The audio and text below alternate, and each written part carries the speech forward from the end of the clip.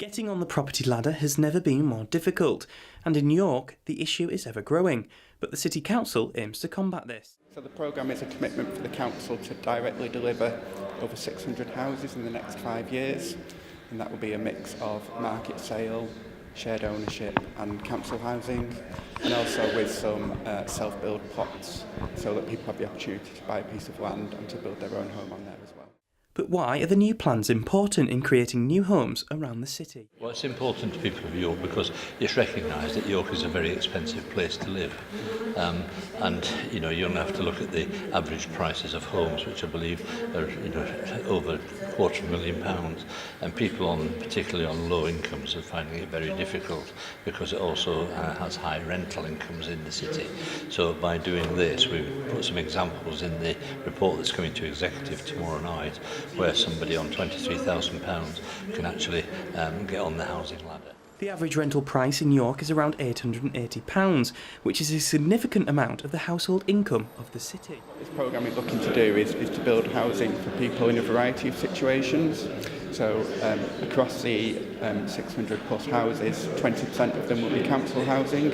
So they're for people in the most acute need, people on our housing waiting list, and that'll be primarily family housing, but also some bungalows and apartments for older people to move into, so they've got suitable accommodation.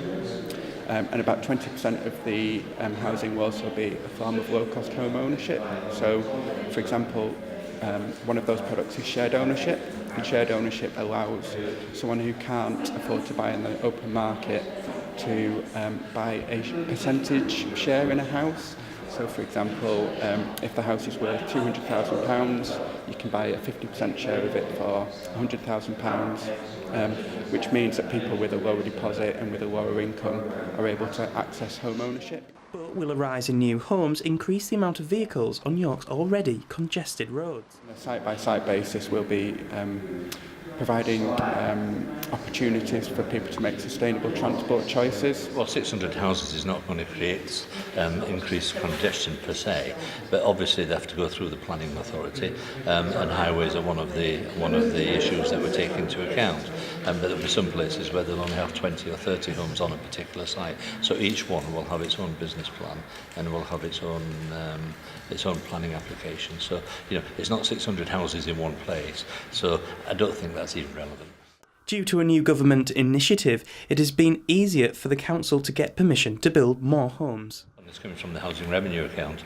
As you'll doing your research, you'll have realised that we started off this journey last year, but we were capped by the housing revenue account. The government have lifted that cap, and so the approximate cost of the worth of the housing revenue, the housing stock that we have is about £450 million. This is going to cost us £150 million.